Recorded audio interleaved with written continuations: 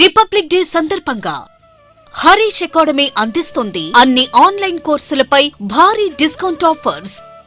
Group 2, 3, 4 and SI constable, FBO, JL, AEO and DAO, staff nurse full course ఏదైనా ₹999 మాత్రమే.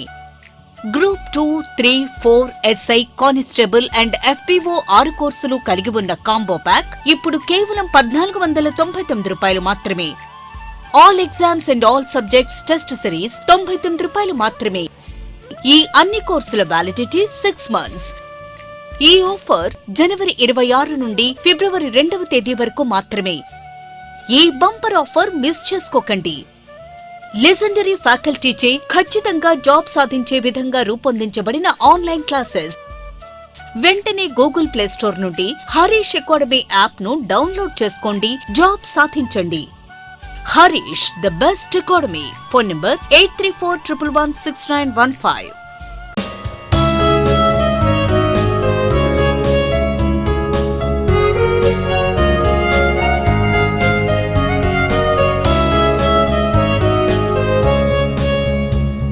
Harish, the best academy. Hi friends, welcome to Harish academy. ఈరోజు వార్తలు నిలిచిన జాతీయ, అంతర్జాతీయ, రాష్ట్రీయ అంశాల గురించి, వార్తలు నిలిచిన వ్యక్తులు, అవార్డులు, పుస్తకాలు, మరి క్రీడా సంబంధిత సమాచారం, ఒక్కొక్క అంశాన్ని వివరంగా తెలుసుకుందాం. ఈరోజు ఫస్ట్ టాపిక్ వచ్చేసి ఐఐటి మద్రాస్ ఈరోజు మరొకసారి వార్తలు నిలిచింది. ఇటీవల తరచూ వార్తలు నిలుస్తున్న ఒక అంశం ఐఐటీస్. రానున్న ఏ పోటీ పరీక్ష కానివ్వండి, ఏ స్థాయి పోటీ పరీక్ష కానివ్వండి, ఐఐటీలకి సంబంధించిన ప్రశ్న లేకుండా ప్రశ్నపత్రం ఉండదు. తరచూ ఏదో ఒక ఇన్నోవేషన్తో ఏదో ఒక ఐఐటి వార్తల్లోకి వస్తుంది. దీనికి తోడు ఇటీవల భారతదేశానికే పరిమితమైన ఐఐటీలు ఏవైతే ఉంటాయో విశ్వవ్యాప్తం అవుతున్నాయి. సో ఇప్పటివరకు భారతదేశంలో 23 ఐఐటీలు ఉన్నాయి. ఐఐటీలు సాధిస్తున్న విజయాలు కానివ్వండి, వారు అద్భుతమైన ఇన్నోవేషన్స్ కానివ్వండి, ప్రపంచ దృష్టిని సైతం ఆకర్షిస్తుంది. అందులో భాగంగా ఇటీవల చాలా ఐఐటీలు కూడా వివిధ దేశాల్లో వారి యొక్క క్యాంపస్లను కూడా ఏర్పాటు చేయబోతున్నాయి. లాస్ట్ ఒక 3 days back subject condition IIT Delhi, అబుదాబిలో వారి యొక్క క్యాంపస్ని ఏర్పాటు చేయబోతున్నాం 2024 ఇయర్ వరకల్లా అని చెప్పేసి ఒక అఫీషియల్ అనౌన్స్మెంట్తో వార్తలకు వచ్చింది. ఇటువంటివి కూడా ప్రత్యేకంగా చూడండి. అందులో కూడా ఇటీవల వార్తలు నిలుస్తున్న ఐఐటీల్లో అత్యధిక సార్లు వార్తలు నిలిచిన ఐఐటి మద్రాస్ ఈరోజు మరొకసారి వార్తల్లోకి వచ్చింది. మొట్టమొదటి అనే అంశంతో వార్తల్లోకి వచ్చింది. ప్రస్తుతం G20కి సంబంధించి గ్రూప్ ఆఫ్ 20 నేషన్స్ G20 అధ్యక్ష బాధ్యతలను భారత్ నిర్వర్తిస్తోంది. గడిచిన డిసెంబర్ 1వ తేదీ 2022 డిసెంబర్ 1వ తేదీ నుండి G20 కూటమికి భారత్ అధ్యక్షత బాధ్యతలను స్వీకరించింది. ఈ సంవత్సరం మొత్తం కూడా 2023 నవంబర్ చివరి వరకు భారతదేశంలో G20 అనే అంశం రెగ్యులర్గా న్యూస్లోకి వస్తుంది. రానున్న పోటీ పరీక్షల్లో G20 గురించి క్వశ్చన్ లేకుండా కూడా క్వశ్చన్ పేపర్ ఉండదు. కారణం ఏంటంటే భారత్ G20కి అధ్యక్ష బాధ్యతలో ఉంది కాబట్టి. సో అలా G20కి సంబంధించిన ఒక సెమినార్కి ఈరోజు ఐఐటి మద్రాస్ వేదికగా నిలిచింది. So IIT Madras set to host, IIT Madras ఆతిథ్యంగా ఈరోజు వార్తల్లోకి వచ్చింది. హోస్ట్గా ఆతిథ్యం ఇచ్చే ప్రాంతంగా వార్తల్లోకి వచ్చింది. దేనికి సంబంధించి? ఫస్ట్ ఎవర్, మొట్టమొదటి అనే అంశంతో first ever G20 education seminar. So విద్యారంగానికి సంబంధించి G20కి సంబంధించి ఎడ్యుకేషన్ సెమినార్ని హోస్ట్ చేయబోతున్న మొట్టమొదటి ఐఐటి ఏది అంటే ఐఐటి మద్రాస్. సో ఈ సెంటెన్స్ గుర్తుంచుకోండి చాలు. ఎడ్యుకేషన్, G20 ఎడ్యుకేషన్ సెమినార్ అనగానే ఐఐటి మద్రాస్ గుర్తుకు రావాలి. దాంతోపాటు ఎగ్జిబిషన్. సో ఇక్కడ షెడ్యూల్ వార్తల్లోకి వచ్చింది. ఐఐటి మద్రాస్ ఈ set to host the first ever G20 seminar and exhibition on Tuesday January 31st, అంటే ఈ రోజున. Also, Chennai will be hosting the first G20 Education Working Group meeting. G20 Education Working Group meeting ఏమో చెన్నై వేదికగా జరగబోతోంది ఫిబ్రవరి 1, 2వ తేదీ. So రేపు ఎల్లుండి 2 రోజులు జరుగుతుందని గుర్తుంచుకోండి. సో G20కి సంబంధించి ప్రత్యేకంగా ఎడ్యుకేషన్ సెమినార్ హోస్ట్ ఏఐఐటి అంటారు, ఐఐటి మద్రాస్. ఇటీవల అత్యధిక సార్లు ఐఐటి మద్రాస్ వార్తల్లోకి వచ్చిందన్నాను కదా. Indian institute of technology Madras భారతదేశంలోనే అత్యుత్తమ సాంకేతిక విద్యను అందిస్తున్న ఐఐటిలో ఐఐటి మద్రాస్ ఒకటి. ఇటీవల తరచూ వీరు వార్తల్లోకి వస్తున్నారు.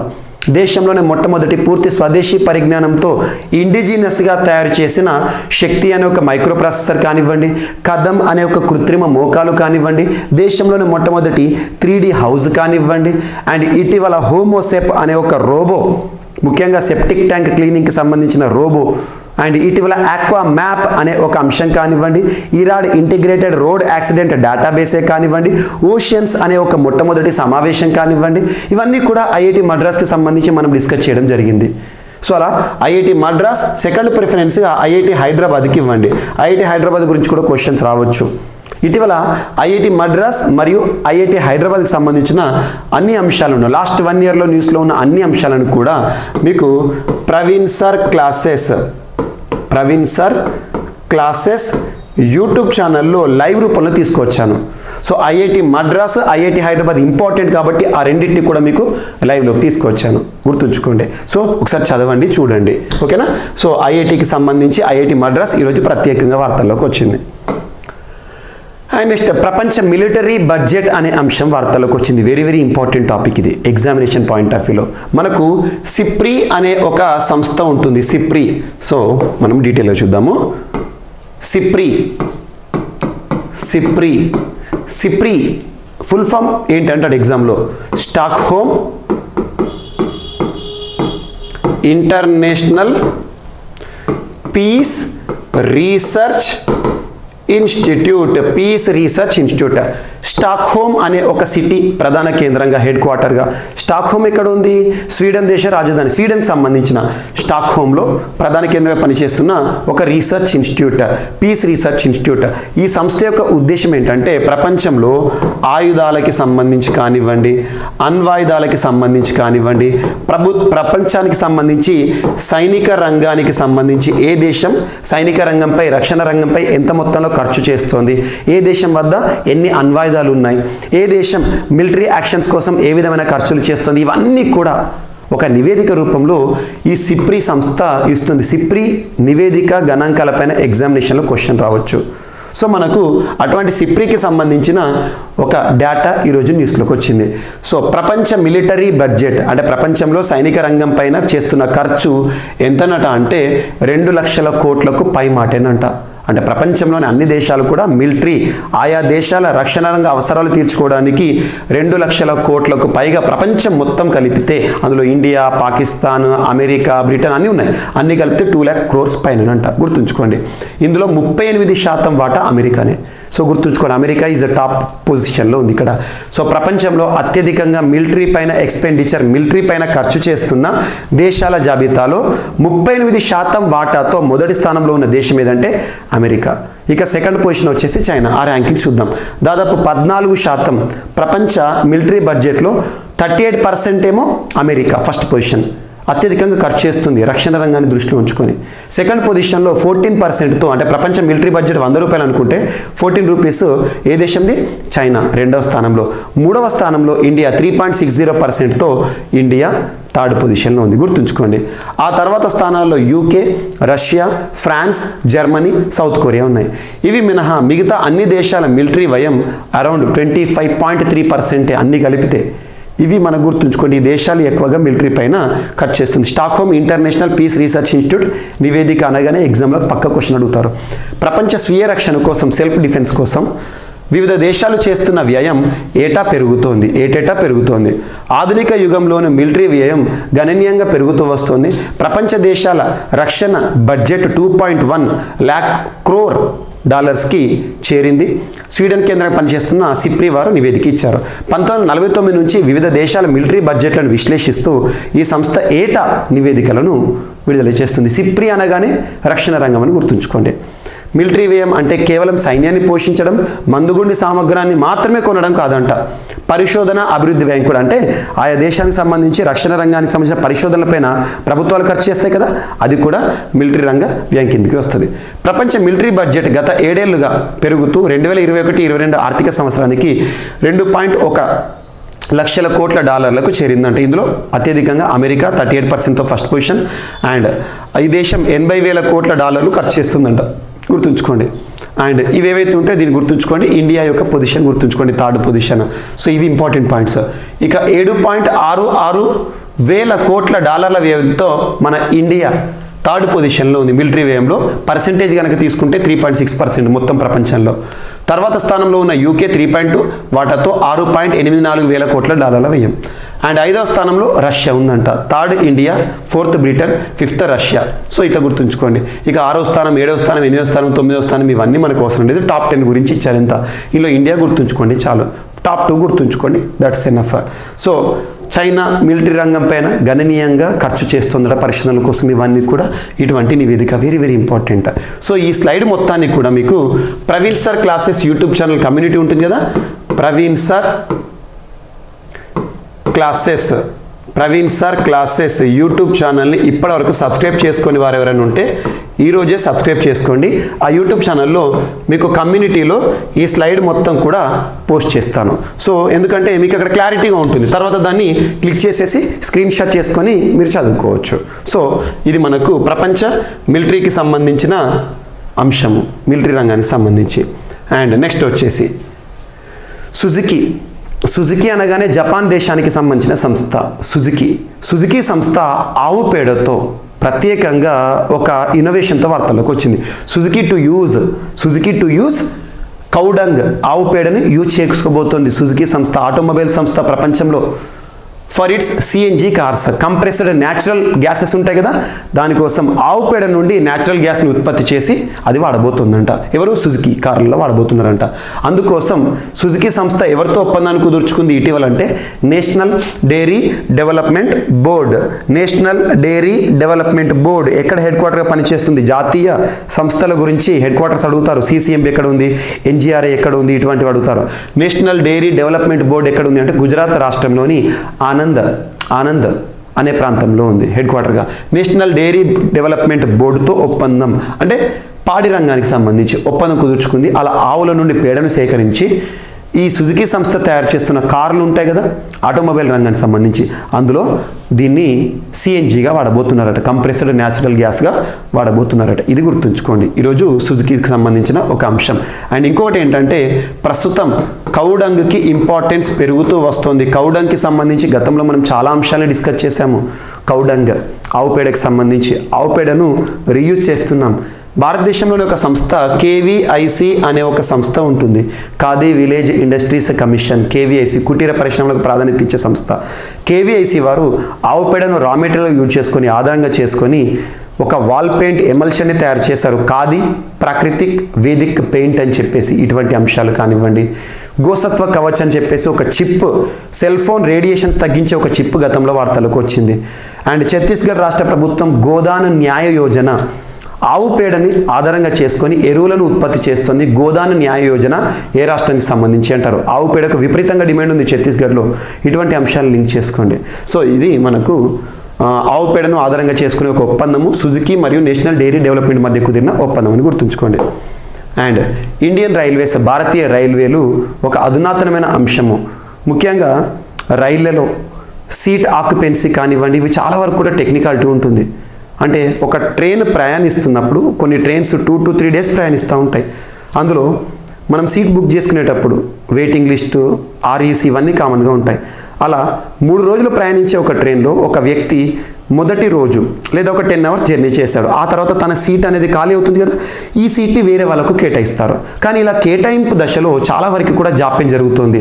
టెక్నాలజీ అనేది కొంత సులభంగా ఉండడం, చాలా వరకు సీట్లు ఏవైతుంటే ఆక్యుపెన్సీకి నోచుకోకపోవడం వల్ల రైల్వేలో ఇంకా రాబడి అనేది వచ్చే అవకాశాలు ఉన్నా కూడా తగ్గిపోతుంది. దాన్ని దృష్టిలో ఉంచుకొని ఇండియన్ రైల్వేస్ ఇంట్రడ్యూస్ చేశారంటే ఐడియల్ ట్రైన్ ప్రొఫైల్. ఒక ట్రైన్ ప్రొఫైల్కి సంబంధించి ఐడియల్ ట్రైన్ ప్రొఫైల్ని ఇండియన్ రైల్వేస్లో అమలు చేస్తున్నారు. దీని ద్వారా ఏం చేస్తారంటే మ్యాక్సిమైజ్ సీట్ ఆక్యుపెన్సీ. సో ప్రతి సీట్ కూడా ఆక్యుపెన్సీని పెంచాలి. అది 4 గంటలైనా 5 గంటలైనా అసలు సీట్ అనేది ఖాళీగా ఉండకుండా ట్రైన్లను నడిపిస్తే ఇన్కమ్ అనేది ఎక్కువ జనరేట్ అవుతుంది కదా. దాన్ని దృష్టిలో ఉంచుకొని ఇండియన్ రైల్వేస్ తీసుకున్న ఒక చర్య, ఒక అధునాతనమైన ట్రైన్ ప్రొఫైల్ అంశాన్ని అమలులోకి తీసుకొస్తున్నారు, గుర్తుంచుకోండి. అండ్ ఇంకొకటి ఏంటంటే ఇటీవల రైల్వేస్కి సంబంధించి తరచూ ఏదో ఒక అంశాన్ని మనం డిస్కస్ చేస్తున్నాం. రానున్న పోటీ పరీక్షల్లో రైల్వేస్కి సంబంధించిన ప్రశ్న లేకుండా ప్రశ్నపత్రం ఉండదు. ఇటీవల ఆర్పిఎఫ్ వారికి సంబంధించి ఆపరేషన్ జన్ జాగరణ్ ఈశాన్య రైల్వే ప్రాంతంలో ప్రారంభించింది ఆర్పిఎఫ్ రైల్వే పోలీసులు. అంతకుముందు ఆర్పిఎఫ్ సంబంధించి నన్హే ఫరిస్తే అనే ఒక ప్రోగ్రాం, అంతకుముందు ఆర్పిఎఫ్ సంబంధించి ఉపలబ్ధ్ అనే ప్రోగ్రాము, అంతకుముందు ఆర్పిఎఫ్ సంబంధించి ఆపరేషన్ నార్కోస్ అనే ఒక అంశం. కానీ ఇవి మనం లింక్ చేస్తూ చదవండి. దీంతోపాటు రైల్వేస్కి సంబంధించి వందే భారత్ రైళ్ల గురించి ప్రత్యేకంగా చూడండి. ఇప్పటివరకు 8 సర్వీసులు వార్తలకు వచ్చినాయి. 8వ సర్వీసు మన తెలుగు రాష్ట్రాలు కలుపుతుంది. సికింద్రాబాద్ నుండి వైజాగ్, ఆంధ్ర, తెలంగాణ గుర్తుంచుకోండి. అండ్ దీంతో పాటు ఇటీవల కాలంలో రైల్వేస్కి సంబంధించిన సూపర్లేటివ్ అంశాలను మనం డిస్కస్ చేస్తాం. సూపర్లేటివ్స్ అంటే అత్యంత పొడవైన రైల్వే ప్లాట్ఫామ్ హుబలి అని, దేశంలోని మొట్టమొదటి 100% AC railway terminal Mokshagundam Visvesvaraya railway terminal Bengaluru అని, ఇవన్నీ మనం చూస్తున్నాం. దాంతోపాటు ఇటీవల రైల్వేస్కి సంబంధించి food safety standards authority of India వారు ఈట్ రైట్ రైల్వే స్టేషన్లుగా కొన్ని రైల్వే స్టేషన్లను గుర్తించడం జరిగింది. 11 రైల్వే స్టేషన్లు. అటువంటి అంశాలను లింక్ చేస్తూ చూడండి. ఎగ్జామినేషన్ పాయింట్ ఆఫ్ వ్యూలో రైల్వేలకు సంబంధించిన ప్రశ్న లేకుండా ప్రశ్నపత్రం ఉండదు, ఖచ్చితంగా అడుగుతారు, గుర్తుంచుకోండి. లాస్ట్ వీక్లో కూడా మనం deepest metro train station rail station అని చెప్పేసి పూణేకి సంబంధించి కోట్ జంక్షన్లో వార్తల్లోకి వచ్చింది. అటువంటి అంశాలను చూడండి. And next, Meghalaya to host G20 nations meet in 2023. 2023 April మాసంలో మేఘాలయ ఈశాన్య రాష్ట్రమైన మేఘాలయ G20 సదస్సుకు ఆతిథ్యం. ఇక్కడ గుర్తుంచుకోండి, ఈ సంవత్సరం మొత్తం కూడా G20 అనే వార్తలకు వస్తుంది. G20కి సంబంధించిన వివిధ సదస్సులు ఉంటాయి కదా, ఒక్కొక్క ప్రాంతంలో జరగబోతున్నాయి. ఇక్కడ మేఘాలయలో April month 17th and 18th జరగబోతున్న ఒక సదస్సు. ఆ సదస్సు పేరు ఏంటంటే G20 nations meet, that is space 20 programme. Space 20 programme, G20 దేశాల స్పేస్ 20 ప్రోగ్రామ్ అనేది ఎక్కడ జరగబోతుంది అంటే మేఘాలయలోని షిల్లాంగ్ హెడ్ క్వార్టర్, గుర్తుంచుకోండి, షిల్లాంగ్ వేదిక జరగబోతోంది. ఇది ఒకటి important. The event will discuss how space partnership, అంతరిక్ష రంగానికి సంబంధించి how space partnership can contribute to the economy of the G20 countries. G20 దేశాల్లో అంతరిక్ష రంగం పైన సహకారం కోసం ఉద్దేశించబడిన ఒక సదస్సు స్పేస్ 20 ప్రోగ్రామ్ అని గుర్తుంచుకోండి. ఇది important. North east is becoming the centre of India's growth story under prime minister Narendra Modi. ఇటీవల నార్త్ ఈస్టర్న్ స్టేట్స్ తరచూ వార్తల్లోకి వస్తున్నాయి. ముఖ్యంగా నార్త్ ఈస్టర్న్ స్టేట్ కౌన్సిల్, ఈశాన్య రాష్ట్రాల ప్రాంతీయ మండలి ఉంటుంది కదా, హెడ్ క్వార్టర్ ఇక్కడ షిల్లాంగ్. 50 years సెలబ్రేషన్స్తో వార్తల్లోకి వచ్చింది North Eastern States Zonal Council. ఇటువంటి అంశాలు, అందులోనూ Meghalaya Shillong very important. And మేఘాలయకు సంబంధించి లివింగ్ రూట్ బ్రిడ్జెస్ గురించి ఇటీవల తరచూ మనం డిస్కస్ చేస్తాం. లివింగ్ రూట్ బ్రిడ్జెస్ అనగానే ఫైకస్ ఎలాస్టికా అనే ఒక మొక్కల యొక్క వేర్లతో తయారు చేస్తారు tribal people. Living root bridges అనగానే మనకు భారతదేశంలో Meghalaya. And at the same time ఇది యునెస్కోకి సంబంధించి వార్తలకు వచ్చింది. దాంతోపాటు the cleanest river in the వరల్డ్గా గుర్తింపు పొందిన ఉమన్ ఘాట్ రివర్ ఏ రాష్ట్రంలో ఉంది అంటే మేఘాలయ రాష్ట్రంలో ఉంది. ఇటువంటి అంశాలు ప్రత్యేకంగా లింక్ చేస్తూ చూడండి, ఎగ్జామినేషన్ ఇంపార్టెంట్. ఓకేనా. నెక్స్ట్, బ్రిక్స్ సమ్మిట్, 15వ బ్రిక్స్ దేశాల సదస్సు ఎక్కడ జరగబోతోంది? బ్రిక్స్ దేశాధినేతల శిఖరాగ్ర సమావేశం ఎక్కడ జరగబోతుంది అంటే సౌత్ ఆఫ్రికాలో జరగబోతోంది. రానున్న ఆగస్ట్ 2023 ఆగస్ట్ మంత్లో జరగబోతోంది. సో సౌత్ ఆఫ్రికాకి సంబంధించి సౌత్ ఆఫ్రికా గతంలో 5th బ్రిక్స్ సమ్మిట్కి కూడా ఆతిథ్యం ఇచ్చింది 2013లో, 2013లో. కరెక్ట్ 10 ఏళ్లకు 15th host south Africa. And south Africa 2011 నుండి బ్రిక్స్ దేశాల కూటమిలో సమావేశాల్లో పాల్గొనడం జరుగుతుంది. 2011 సౌత్ ఆఫ్రికా అని గుర్తుంచుకోండి, సరిపోతుంది. అంటే బ్రిక్స్లో కూటమిగా వచ్చింది, బ్రిక్స్ కూటమిలో ఒక దేశంగా వచ్చింది. బ్రిక్స్ అంటే ఎన్ని దేశాలు ఉన్నాయి? 5 ఉంటాయి. So Brazil, Russia, India, China, South Africa. బ్రిక్గా ప్రారంభమైంది, చివరిగా సౌత్ ఆఫ్రికా చేరికతో బ్రిక్స్ అయింది. So BRICS very important. ఇటీవల ప్రపంచంలో వార్తలు ఇచ్చిన కొన్ని ఇంపార్టెంట్ గ్రూపింగ్స్ ఏవైతే ఉంటాయో వాటి ప్రత్యేక చూడండి. G20 is very important. SCO very important. దాంతోపాటు NATO is very important. And ఇటీవల Wassenaar arrangement is very important. దాంతోపాటు బ్రిక్స్ కూటమి ఇంపార్టెంట్. ఏసియన్ అండ్ ఇటీవల వార్తలు ఇచ్చిన సార్క్, ఇవి ప్రత్యేకంగా చూడండి. ఎగ్జామినేషన్ పాయింట్ ఆఫ్ వ్యూ వీటిపైన క్వశ్చన్స్ అడుగుతారు.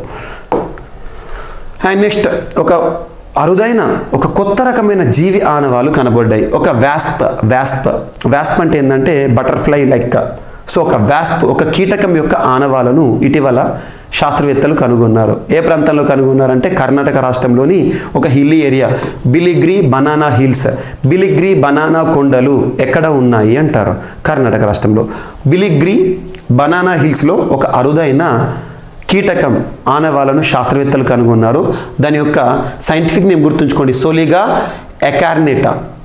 సోలిగా ఎకారినేటా.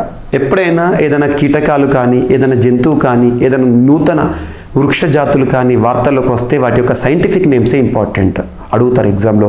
ఇటీవల వార్తలు ఇచ్చిన సోలిగా ఎకారినేటా అనేది ఏంటి? ఒక కీటకం, ఒక వ్యాస్తు వెరైటీ, గుర్తుంచుకోండి. సో ఇలాంటి క్వశ్చన్స్ చూడండి, ఇటువంటి మనకు హిందూ పేపర్లో కవర్ అవుతాయి. హిందూ పేపర్లో లాస్ట్ పేజ్లో కవర్ అవుతూ ఉంటాయి. చూడండి, మనం చెప్పుకునే కరెంట్ అఫైర్స్ ఏవైతే ఉంటాయో ప్రామాణికంగా అన్ని న్యూస్ పేపర్స్, నేషనల్ ఇంటర్నేషనల్ కానివ్వండి, వాటి నుండి తీసుకున్న సమాచారం ఆధారంగా మీకు వివిధ అంశాలను మీకు తీసుకొస్తున్నాను. కరెంట్ అఫైర్స్ని ఒక సబ్జెక్ట్గా కాకుండా కరెంట్ అఫైర్స్ని సబ్జెక్ట్కి లింక్ చేస్తూ చూడండి. జనరల్ స్టడీస్ సంబంధించి, పాలిటిక్స్ సంబంధించిన అంశాలు ఉంటాయి, ఎకానమిక్స్ సంబంధించి ఉంటాయి, and geography, history, environment, S and T, వీటితో పాటు క్రీడలు కానివ్వండి, వార్తలు, వ్యక్తులు కానీ, పుస్తకాలు కానివ్వండి, ఇవన్నీ మనం డిస్కస్ చేస్తున్నాం ప్రతి ఒక్క యాంగిల్లో. సదస్సులు కానివ్వండి, ఇంపార్టెంట్ డేస్ థీమ్స్ కానివ్వండి. అలా అభ్యర్థుల కోరిక మేరకు మీరు తీసుకొచ్చిన ఈ క్లాసెస్ అన్నీ కూడా గత 3 ఏళ్ళుగా ఫాలో అవుతున్నాం, కానీ నోట్స్ కూడా ప్రొవైడ్ చేస్తే బాగుంటుందని చాలామంది అడిగారు. అందులోనూ సంకల్ప మ్యాగజైన్ని ఆపిన తర్వాత అభ్యర్థుల నుండి చాలా హ్యూజ్ రిక్వెస్ట్లు వచ్చినాయి. దాన్ని దృష్టిలో ఉంచుకొని ఇటీవల జీవీకే స్టడీ సర్కిల్ యాప్ ఇప్పటివరకు ఇన్స్టాల్ చేసుకోకపోతే ఇన్స్టాల్ చేసుకోండి. జీవీకే స్టడీ సర్కిల్ యాప్లో ప్రవీణ్ సార్స్ CA 360 అని ఒక కోర్సుని తీసుకొచ్చాను. ఈ కోర్సు యొక్క ఉద్దేశం ఏంటంటే మీకు కరెంట్ అఫైర్స్కి సంబంధించి ఏ సబ్జెక్ట్కి సంబంధించిన టాపిక్స్ని ఆ సబ్జెక్ట్కి సపరేట్ చేస్తున్నాను. ప్రతి వారం కూడా పాలిటిక్స్ సంబంధించిన అంశాలు అన్నీ ఒక దగ్గర, ఎకానమీకి సంబంధించిన అన్నీ ఒక దగ్గర. అలా సపరేట్గా చదువుకుంటే ఏమవుతుంది, మీకు జనరల్ స్టడీస్ పర్ఫెక్ట్ అవుతారు. జనరల్ స్టడీస్ సంబంధించిన ఏ క్వశ్చన్ వచ్చినా కూడా చేయగలుగుతారు. దాంతోపాటు అభ్యర్థులు నేరుగా ఆ PDF ఏదైతే నేను అప్లోడ్ చేస్తున్నానో మీరు చూడొచ్చు, డైరెక్ట్గా ప్రింట్అవుట్ తీసుకోవచ్చు. మంత్ ఎండింగ్లో PDF ఇంగ్లీషు, తెలుగు సపరేట్గా చేసేసి మీకు ప్రింట్అవుట్ ఆప్షన్ కూడా ఇస్తాను. ఈజీగా మీరు ఎగ్జామినేషన్స్ని క్రాక్ చేయొచ్చు. ఎందుకంటే ఏ పోటీ పరీక్షలైనా కూడా కరెంట్ అఫైర్సే కీలక పాత్ర పోషిస్తుంది. ఈ పరిస్థితిని దృష్టిలో ఉంచుకొని ఈ కోర్సును తీసుకొచ్చాను, గుర్తుంచుకోండి. ఒకసారి చూడండి, డెమో వీడియో కూడా అందుబాటులో ఉంది యాప్లో, ఒకసారి చూడండి. అండ్ జేమ్స్ వెబ్కు సాంకేతిక సమస్య తలెత్తిందంట. జేమ్స్ వెబ్ ప్రపంచంలో అధునాతనమైన టెలిస్కోప్ ఏదైతే ఉంటుందో దానికి సాంకేతిక సమస్య. ప్రపంచంలోకి వెళ్ళి అత్యంత శక్తివంతమైన అబ్జర్వేటరీ అయిన జేమ్స్ వెబ్లో మళ్ళీ సాంకేతిక సమస్యలు తలెత్తాయి. అంటే మళ్ళీ అంటే అంతకుముందు వచ్చింది సమస్య. భూమికి 15 లక్షల కిలోమీటర్ల దూరంలో అంతరిక్ష రహస్యాలను ఒక్కొక్కటిగా ఛేదిస్తున్న జేమ్స్ వెబ్లో ఇలాంటి సమస్య రావడం ఇది రెండవసారి. అందులోని అత్యంత కీలకమైన నియర్ ఇన్ఫ్రారెడ్ ఇమేజర్ ఏదైతే ఉంటుందో స్లిట్ లెస్ స్పెక్ట్రోగ్రాఫ్ పరికరాల్లో సమాచార అంతరాయం నెలకొందంట. దాంతో సంబంధిత సాఫ్ట్వేర్ మొరాయించడం వల్ల జేమ్స్ వెబ్ సాంకేతిక సమస్యను కాసేపు ఎదుర్కోవడం జరిగింది. గుర్తుంచుకోండి, సాంకేతిక సమస్య, టెక్నికల్ ప్రాబ్లం. ప్రపంచంలోనే అత్యంత శక్తివంతమైన ఒక టెలిస్కోప్గా గుర్తుంటుంది. అంత మనం హబుల్ టెలిస్కోప్ అని ఇటువంటి చూసాం మనం. జేమ్స్ వెబ్ అమెరికాకి సంబంధించి వెరీ వెరీ ఇంపార్టెంట్. ప్రపంచంలో విశ్వం యొక్క పుట్టుక ఆనవాళ్ళను కూడా అధ్యయనం చేస్తుంది ఇది. అండ్ ఉద్యాన్ ఉత్సవ్ను ప్రారంభించారు భారత రాష్ట్రపతి ద్రౌపది ముర్ము గారు. గుర్తుంచుకోండి, ద్రౌపది ముర్ము గారు ఉద్యాన్ ఉత్సవ్. ఇటీవల మనకు మొఘల్ గార్డెన్ పేరు అనేది అమృత్ ఉద్యాన్గా మారింది. సో ఇక్కడ ఉద్యాన్ ఉత్సవ్ ఏదైతే ఉంటే చూద్దాం. 31 నుంచి సందర్శన అంటే మనకు ఈ రోజు నుండి పర్యాటకులు ఎవరైతే ఉంటారో రాష్ట్రపతి భవన్లోని దీన్ని సందర్శించవచ్చు. అమృత్ ఉద్యాన్గా పేరు మార్చిన తర్వాత మొఘల్ గార్డెన్స్ ఏదైతే ఉంటుందో రాష్ట్రపతి భవన్లోని ఇతర ఉద్యానవనాలను ప్రజలకు సందర్శించేందుకు వీలుగా అమృత్ ఉద్యాన్ 2023ని భారత రాష్ట్రపతి, భారత ప్రథమ పౌరులు ద్రౌపది ముర్ము గారు గత ఆదివారం నాడు ప్రారంభించారు. 31 నుండి అంటే ఈ రోజు నుండి అమల్లోకి వచ్చింది. ఈ నెల 31 నుంచి మార్చి 26 వరకు నెల రోజుల పాటు ఉదయం 10 గంటల నుంచి 4 గంటల మధ్య సందర్శకులను అనుమతిస్తారు. మార్చి 28న రైతులు, 29న దివ్యాంగులు, 30న రక్షణ, పారామిలిటరీ, పోలీస్ విభాగాలకు సంబంధించిన వారు, మార్చి 31న మహిళలు, గిరిజన తెగల స్వయం సహాయక బృందాల సభ్యులకి అనుమతి ఉంటుంది. అంటే ఫస్ట్ స్పెషల్ పర్సన్స్కి ఇంపార్టెన్స్ ఉంటుంది, తర్వాత కామన్. సో ఇక్కడ 12 రకాల తులిప్ మొక్కలతో కొత్తగా అభివృద్ధి చేసిన తోటను సందర్శించేందుకు వీలు ఉంటుందని రాష్ట్రపతి భవన్ అధికారికంగా చెప్పింది. సో గుర్తుంచుకోండి, ముందుగా స్లాట్ బుక్ చేసుకుంటే నేరుగా వెళ్ళేవారు గేట్ నెంబర్ 12 ఎదుట ఉన్న కౌంటర్లో పేరును నమోదు చేసుకోవాలి. ముందుగా అడ్వాన్స్ బుకింగ్ చేసుకుంటే అవకాశం వస్తుంది. రాష్ట్రపతి భవన్ సందర్శన అంటే మామూలు విషయం కాదు, అద్భుతం. అండ్ ప్రపంచ అతిపెద్ద డెరివేటివ్స్ ఎక్స్చేంజ్గా మన నేషనల్ స్టాక్ ఎక్స్చేంజ్ వార్తలకు వచ్చింది. డెరివేటివ్స్ అంటే స్టాక్ మార్కెట్కి సంబంధించి, స్టాక్ మార్కెట్ ఎన్ఎస్సి అంటాం కదా, ఎన్ఎస్సికి సంబంధించి వరుసగా 4-7 అది మొదటి స్థానంలో నిలిచింది. నేషనల్ స్టాక్ ఎక్స్చేంజ్ మన ఇండియాకి సంబంధించి, భారతదేశానికి సంబంధించి స్టాక్ ట్రేడింగ్కి సంబంధించి స్టాక్ ఎక్స్చేంజ్ ఆఫ్ ఇండియా వరుసగా 4వ ఏడాది కూడా ప్రపంచంలోనే అతిపెద్ద డెరివేటివ్స్ ఎక్స్చేంజ్గా నిలిచింది. 2022 సంవత్సరంలో ట్రేడ్ అయిన మొత్తం డెరివేటివ్ కాంట్రాక్టుల సంఖ్య ఆధారంగా ఫ్యూచర్స్ ఇండస్ట్రీ అసోసియేషన్ ఈ ర్యాంకుల్ని ఇస్తుందని ఎన్ఎస్సి సంస్థ తెలిపింది. ఈక్విటీ విభాగంలోనూ ట్రేడ్ల సంఖ్య ఎలక్ట్రానిక్ ఆర్డర్ బుక్ ఆధారంగా 2022లో ఎన్ఎస్సికి 3వ స్థానం లభించింది. జస్ట్ గుర్తుంచుకోండి, ప్రపంచ అతిపెద్ద డెరివేటివ్స్ ఎక్స్చేంజ్గా ఇటీవల భారతదేశానికి సంబంధించిన ఏది వార్తలకు వచ్చిందంటే నేషనల్ స్టాక్ ఎక్స్చేంజ్, వరుసగా 4వ ఏడాది గుర్తుంచుకోండి. And Khelo India games, 5th Khelo India games ఏదైతే ఉంటాయో, యూత్ గేమ్స్ ఏదైతే ఉంటాయో ఆతిథ్యం వార్తల్లోకి వచ్చింది. Khelo India youth games 2022 Khelo ఇండియాకి వేదికగా ఈ సంవత్సరం ఏ రాష్ట్రం వార్తల్లోకి వచ్చిందంటే మధ్యప్రదేశ్. సో జనవరి 30వ తేదీ నుండి ఫిబ్రవరి 11వ తేదీ వరకు ఖేలో ఇండియా గేమ్స్ అనేవి, యూత్ గేమ్స్ అనేవి జరుగుతూ ఉంటాయి. ఖేలో ఇండియా 5th ఎడిషన్ వేదిక అని గుర్తుంచుకోండి. దాదాపు 13 రోజుల పాటు 27 క్రీడా విభాగాలు, 9 నగరాలు, మధ్యప్రదేశ్లోని 9 నగరాల్లో 23 వెన్యూస్ వేదికలలో మధ్యప్రదేశ్లో 6,000 పైచిలుకు ప్లేయర్స్ క్రీడాకారులు పార్టిసిపేట్ చేసి ఖేలో ఇండియా గేమ్స్ ఏవైతే ఉంటాయో వాటిని నిన్నటి రోజున నరేంద్ర మోదీ గారు ప్రారంభించడం జరిగింది. గుర్తుంచుకోండి, ఖేలో ఇండియా గేమ్స్ పైన కూడా రెగ్యులర్గా క్వశ్చన్స్ అడుగుతూ ఉంటారు, ఎగ్జామ్లో అడుగుతున్నారు. ఖేలో ఇండియా 5th ఎడిషన్ ఎక్కడ అంటారు? మధ్యప్రదేశ్. అండ్ నెక్స్ట్, గవర్నర్కు నోటీస్ ఇవ్వగలమా ఆలోచించండి అని చెప్పేసి తెలంగాణ రాష్ట్ర హైకోర్టు తెలంగాణ రాష్ట్ర ప్రభుత్వాన్ని ప్రశ్నించింది, ఏజీని ప్రశ్నించింది. కారణం ఏంటంటే ప్రస్తుతం భారతదేశంలో చాలా రాష్ట్రాల్లో గవర్నమెంట్ వర్సెస్ గవర్నర్ వివాదం అనేది మనం చూస్తున్నాం. అందులో భాగంగా ఇటీవల కేరళ రాష్ట్రానికి సంబంధించి వివాదము, గవర్నర్కి, పినరై విజయన్ ప్రభుత్వానికి, ఆరిఫ్ మహమ్మద్ ఖాన్కి యూనివర్సిటీ బిల్ విషయంలో కానీ, తమిళనాడు రాష్ట్రంలో జరుగుతోంది ఎంకే స్టాలిన్ ప్రభుత్వానికి మరియు ఆర్ఎన్ రవి గవర్నర్కి మధ్య. అలా చాలా గతంలో వెస్ట్ బెంగాల్, అంతకుముందు మనకు ఢిల్లీకి సంబంధించి లెఫ్టినెంట్ గవర్నరు ముఖ్యమంత్రి అరవింద్ కేజ్రీవాల్ మధ్య వివాదము, ఇలా తరచూ మనం చూస్తున్నాం. ఇక్కడ మనకు తెలంగాణ రాష్ట్రంలో కూడా గవర్నమెంట్ వర్సెస్ గవర్నర్ వివాదం అనేది రెగ్యులర్గా న్యూస్లోకి వస్తుంది.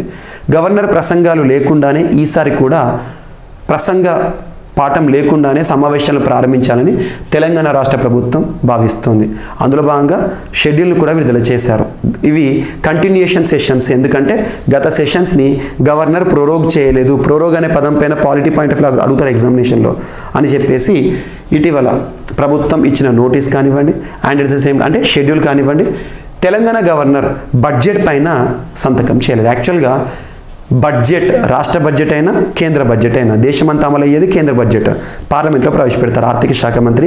రాష్ట్రపతి యొక్క ముందస్తు అనుమతి కావాలి దేశ బడ్జెట్ అయితే, రాష్ట్ర బడ్జెట్ అయితే గవర్నర్ యొక్క ముందస్తు అనుమతి కావాలి. ఇక్కడ ముందస్తు అనుమతికి సంతకం చేయను అని చెప్పేసి తమిళిసై గారు తెలంగాణ రాష్ట్ర గవర్నర్ చెప్పారు.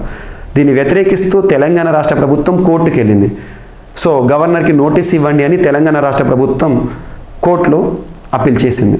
దానికి కోర్టు ఏమంటుంది, హైకోర్టు ఏమంటుందంటే గవర్నర్కి ఒక హైకోర్టు నోటీస్ ఇచ్చే అధికారాన్ని కలిగి ఉందా, ఇవ్వగలుగుతుందా, ఇది జ్యుడిషియల్ యాక్టివిజం వస్తుంది కదా, ఇంకా ఎంతూజియాస్టిక్ అవుతుంది కదా అని చెప్పేసి ఆలోచించండి అని చెప్పేసి నిన్నటి రోజున అంశం వార్తలకు వచ్చింది. 2023-24 వార్షిక బడ్జెట్ అంటే ఏంటిది? ఏప్రిల్ 1న ప్రారంభమవుతుంది, మార్చి చివరి రోజుతో ముగుస్తుంది. 2023-24 బడ్జెట్ను శాసనసభ మండలిలో ప్రవేశపెట్టేందుకు గవర్నర్ తమిళిసై ఇంకా ఆమోదం తెలపకపోవడంతో తెలంగాణ ప్రభుత్వం హైకోర్టును ఆశ్రయించింది.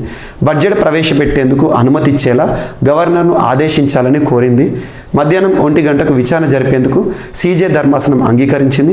గవర్నర్కు కోర్టు నోటీసు ఇవ్వగలదా పునరాలోచించుకోవాలని ఏజీకి సూచించింది.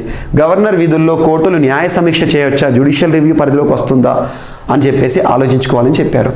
సో ఇప్పుడు రాజ్యాంగపరమైన సంక్షోభం ఏర్పడుతుంది. గవర్నర్ వర్సెస్ గవర్నమెంట్ అనేది చాలా ఇటీవల ట్రెండింగ్ టాపిక్ కాబట్టి రానున్న పోటీ పరీక్షలో గవర్నర్ గురించి క్వశ్చన్ లేకుండా క్వశ్చన్ పేపర్ ఉండదు. అందులోనూ ప్రోరోగ్ అనే ఒక పదం గురించి జాగ్రత్తగా నేర్చుకోండి. పాలిటీ పాయింట్ ఆఫ్ వ్యూలో ప్రోరోగ్ సమావేశాలను అధికారికంగా ముగింపు చేయడం ప్రోరోగ్ ఎవరు చేస్తారంటే రాష్ట్రంలో అయితే గవర్నర్, కేంద్రంలో అయితే రాష్ట్రపతి చేస్తారు. సమావేశాలను అధికారికంగా ముగించడం. అర్జన్ సైనడ్ ఎవరు చేస్తారంటే సభాపతి చేస్తారు. ఈ డిఫరెన్సెస్ చూడండి. అండ్ రాష్ట్రీయ అంశాల భాగంగా జగనన్న చేదోడు అనే ఒక అంశం వార్తలకు వచ్చింది. జగనన్న చేదోడు. సో ప్రత్యేకత. సో రజక, నాయి బ్రాహ్మణ, దర్జీ అన్నదమ్ములు, అక్క చెల్లెమ్మల సంక్షేమం కోసం జగనన్న ప్రభుత్వం అందిస్తున్న కానక జగనన్న చేదోడు వరుసగా 3వ ఏడాది వార్తలకు వచ్చింది. రాష్ట్ర వ్యాప్తంగా 3,30,145 మంది అర్హులైన రజక, నాయి బ్రాహ్మణ, దర్జీ అన్నదమ్ములు, అక్క చెల్లెమ్మలకు దాదాపు 330.15 కోట్ల ఆర్థిక సాయాన్ని పల్నాడు జిల్లా వినుకొండలో నిన్నటి రోజున 30వ తేదీన రాష్ట్ర ముఖ్యమంత్రి వైఎస్ జగన్మోహన్ రెడ్డి గారు మీట నొక్కి ప్రారంభించారు. సో షాపులున్న రజకులకు, నాయ బ్రాహ్మణులకు, దర్జీలకు 10,000 చొప్పున అందిస్తున్న సాయంతో కలిపితే రూపాయలు 30,000 ఆర్థిక సాయాన్ని ఇప్పటి వరకు లబ్ధిదారులకు ఒక్కొక్క లబ్ధిదారులకు 30,000 అందించారంట. గుర్తుంచుకోండి. సో ఇది ప్రత్యేకంగా ఇప్పటివరకు ఈ 3 ఏళ్లలో కేవలం ఈ పథకం ద్వారా జగనన్న ప్రభుత్వం ఎంత మొత్తంలో వెచ్చించింది నిధులనంటే 927.39 కోట్లు. ముఖ్యంగా ప్రభుత్వం ఇచ్చే ఇటువంటి క్లిప్పింగ్స్ ఏవైతే ఉంటాయో, పేపర్ స్టేట్మెంట్ ఇస్తారో వీటిని ఖచ్చితంగా చూడాలి అభ్యర్థులు. ఎగ్జామినేషన్ పాయింట్ ఆఫ్ వ్యూలో ఇవి మనకు సంపూర్ణ సమాచారాన్ని ఇస్తాయి స్కీమ్స్ పైన. గుర్తుంచుకోండి. ఓకేనా? ఇది ఒకటి. సో ఇవి మనకి ఈరోజు వార్తలు ఇచ్చిన అంశాలు ఒకసారి ర్యాపిడ్గా చూస్తే, ఐఐటి మద్రాస్ మొట్టమొదటి G20 ఎడ్యుకేషన్ సెమినార్కి ఆతిథ్యం ఇవ్వబోతోంది. అండ్ ప్రపంచ మిలిటరీ బడ్జెట్ 2 lakh crores పైమాటే అని చెప్పేసి SIPRI Stockholm international peace research institute వారు ఇచ్చిన గణాంకాలు చెప్తున్నాయి. భారత్ 3వ స్థానంలో ఉంది, మొదటి స్థానంలో అమెరికా ఉంది. అండ్ సుజుకి సంస్థ నేషనల్ డైరీ డెవలప్మెంట్ బోర్డుతో కుదుర్చుకున్న ఒప్పందం కౌడంగ్ని సిఎన్జి కోసం వినియోగించడం. And Indian railways introduces ideal train profile అనే అంశం. ఐడియల్ ట్రైన్ ప్రొఫైల్ అంటే సీట్ ఆక్యుపెన్సీని పెంచడం. అండ్ మేఘాలయ G20 నేషన్స్ యొక్క స్పేస్ 20 ప్రోగ్రామ్ సదస్సుకి ఆతిథ్యం ఇవ్వబోతోంది షిల్లాంగ్ వేదికగా ఏప్రిల్ 17th, 18th రోజున. బ్రిక్స్ సమావేశం 15th సమ్మిట్ సౌత్ ఆఫ్రికాలో ప్రారంభం కాబోతోంది ఆగస్టు మాసంలో. అండ్ సోలిగా ఎకారినేటా అనే ఒక న్యూ వాస్ప్ వెరైటీ ఇటీవల బనానా హిల్స్లో కర్ణాటక రాష్ట్రంలో బయటపడింది.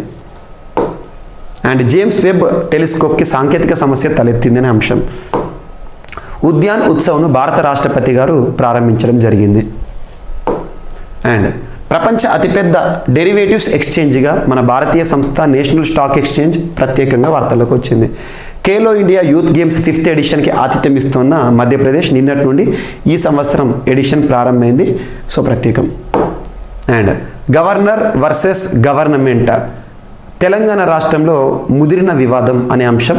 హైకోర్టు జోక్యం, హైకోర్టు గవర్నర్కి నోటీస్ ఇవ్వగలుగుతుందా అనే అంశం తెరపైకి వచ్చింది.